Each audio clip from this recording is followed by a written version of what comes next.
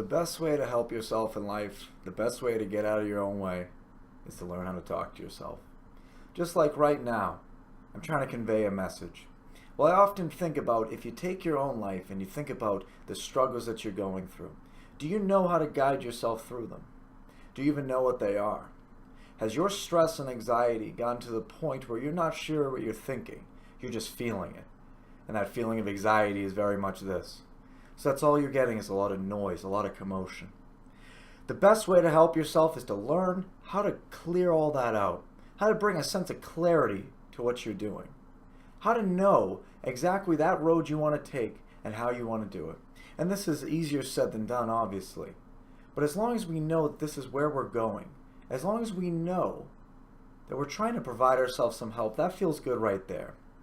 I want to talk about an interesting concept. It's one of duality. It's that this room can't be light and dark at the same time, right?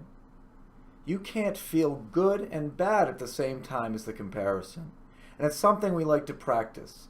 The real idea here is that if you're practicing positivity for your life, you can't practice negativity. And that's sometimes what we need, is that we're practicing way too much negativity. For whatever that challenge is, if we've taken some time, if we've put some time into it, we said we're going to struggle through this, we're going to make it, we have a big idea for where this is going to go. We're into how we view life, we're into our thoughts, our creativity, and we're going to put it out there and make it. That right there, you should start feeling good about. But what happens often is you start to get overwhelmed, you doubt yourself, and you don't even recognize that this is a negative scheme of thinking. And from there, we can only expect worse and worse things. As you practice something, you get better in life. And this is why we want to talk about negativity. Because the more and more you practice negative thoughts, the more and more you practice doing things that are not in your interest, that are not at the mercy of your pleasure, that are not going to make you feel good in life, the better you get at them. And so what I mean is that you're actively practicing misery. You're actively practicing the things that do not help you. And it's such a troubling circumstance to be in, where you realize that you're your own worst enemy. You're your own worst critic. Especially for the fact that you are so close to home on that one. See, because we say the worst things to ourselves. We say things to ourselves that we don't want other people to know. We have regrets and guilt that we might not have told anybody. And so it's dangerous when the war is right at home. We want to work through this. We want to get through this circumstance. Because really, you should be your own champion. You should be your own therapist. You should be your own motivational person. You need your guidance. When you're close to home on things, you know where you want to go. You know what you want to do. You know what's going to make you feel the best, and no one else can tell you what makes you feel the best. That's something you have to find out for your own. Someone else might have a good sales pitch for you, something they want you to buy, something that they hope you are interested in at the end of their spiel, just like I'm doing right now. But really, there's something inside, there's something deep down that only you are connected with. Other people might be able to suggest it and guess at it, but that's not the same thing. So how do we change the negativity, these negative thoughts, feeling that you're not good enough, feeling you shall never get there, that you're frustrated? Why is life always so difficult? Why is everything on me? I can't handle this. I can't make it. Why is life always going to be this way? All these thoughts, right, are negative scheme. How can we change this to positivity? I want to bring up a simple suggestion, a simple thought, is to take anything you're battling. Say, for instance, this very simple thought, right? I'm stressed out, I'm overwhelmed. Well, quickly, let's switch our perception. If you're overwhelmed and stressed out, you must be doing something that's very impressive. You must be doing something in your life that's challenging you. And for right there, you should give yourself a pat on the back and feel good about it.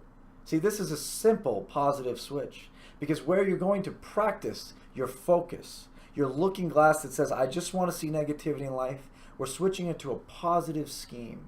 Now, instead, you can begin to see that you're doing good things. Yes, you're struggling, but as it's been said, there's no progress if there's no struggle. You can't get anywhere if you're not pursuing something. Anything you want in life comes after difficulty, not before. right? Because if it wasn't difficult, everyone would do it. It wouldn't matter to anyone. Really, what makes it difficult is your own feel of failure, is your own ability, right? This negative ability you have to make life harder than it is, to always have that voice inside of your head to say, I can't do this. This is too tough for me. This isn't meant for me. And the most satisfying thing in life is when you get to that point and you realize all those thoughts were just an opinion. That really, the greatness in you is the final voice on anything that you're trying to achieve. You have to let that inspire you. You have to let the positivity shine through. You have to see that it's only one side of it. You can practice positivity as well and bad things happen to you. Your life is absolutely in your control. It's what's called an internal locus of power. If you believe that you control your success, how you feel, what's going to happen next, if you believe that all the things in your life are going to turn out well because you are the one controlling them, that's what's most important. The other side to this is your external locus of power, that everybody else is going to dictate what you do. Life is always going to be unfair. You're not going to have the things you want. It's never on time. It's never enough. Well, this is a choice too. You can believe on either side of this. I'm not here to tell you how to think, because our lives are very complicated. We're battling negative thoughts that are there for maybe traumatic reasons. Maybe someone told you this is how you should live your life, and you believe them. Maybe it was someone who cared about you and they didn't know any better. But maybe you've also gotten to a point in your life where you said, I'm sick of living like this. This is such a burden. Every time I want to do something, I have to kind of put it through my own panel of critics. I have to say, no, I'm not good at this, and I'm not good at this, and I can't do this, and think about this failure. And maybe you've gotten to the point where you say, enough is enough. Maybe you've gotten to the point where you realize how much more successful you would be, how much better you would feel every day if you could just be your own support. If you ever talk to somebody who motivates you, if you ever talk to somebody who makes you feel good about themselves, what if you had that ability inside of you? And you do. You have it better than anybody else. You see, you repeat yourself.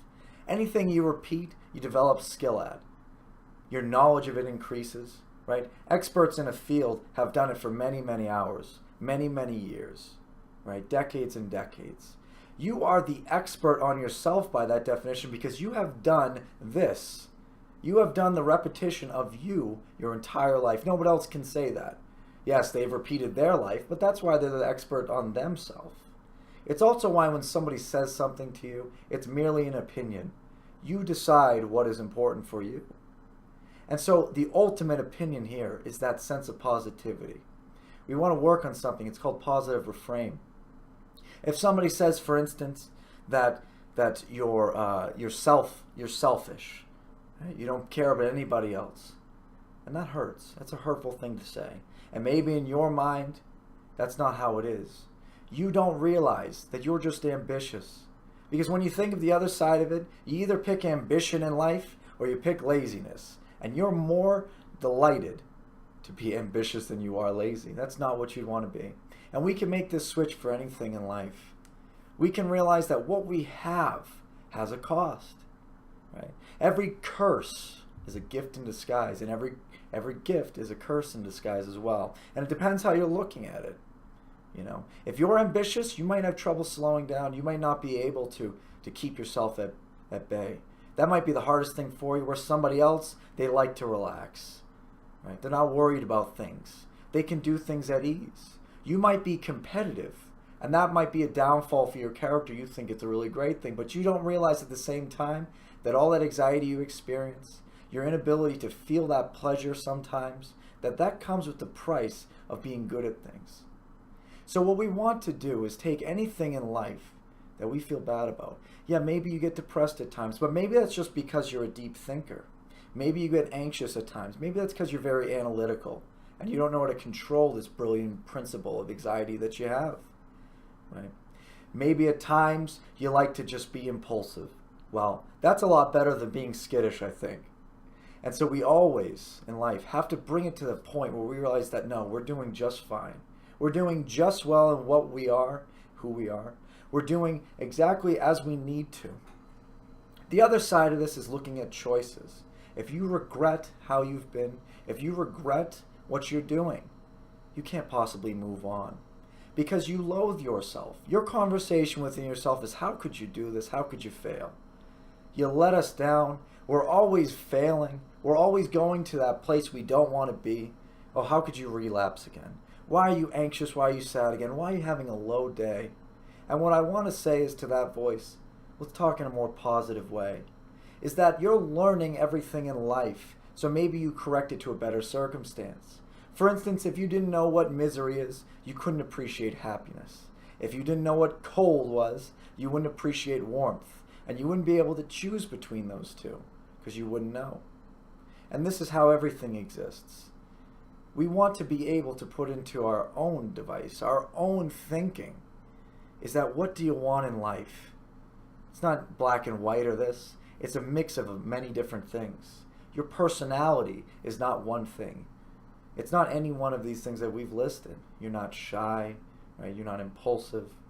You're not intelligent. You're a combination of so many things that you can't be described. And you're ever changing as well. Maybe you've realized in the past year that you're so much different than you were 5 years ago. Maybe you realize this week you've changed in ways that you never thought you could. Or in this month. Or maybe that you have new ideas that you're working on, that you can't believe you tried this new thing and you feel good about it, hopefully. That's a good thing to feel good about, is when you give yourself that ability to step outside of that comfort zone. But we want to practice this constantly, is learning how to talk to ourselves. How can you support yourself? How can you make life easier? Because if life is difficult and you're stressing out, you're doing yourself a serious disservice. You're doing yourself what you need to be doing the opposite of. At that time, your mind should be creating a line of thinking that says, how can we make this easier? Not how can we make this more difficult. I think that becomes obvious. And you have the best chance of doing that. So in life, constantly, challenge yourself to say, well, what's the positivity? It's not all bad. What do I have that I'm not recognizing? What do I want? What have I achieved that I'm not telling myself you're great at? Do you feel that you're overwhelmed? Because maybe that just means you're doing something that's bigger than you. You're on that road of difficulty. And we want to always be able to talk to ourselves in this regard. Thank you for tuning in.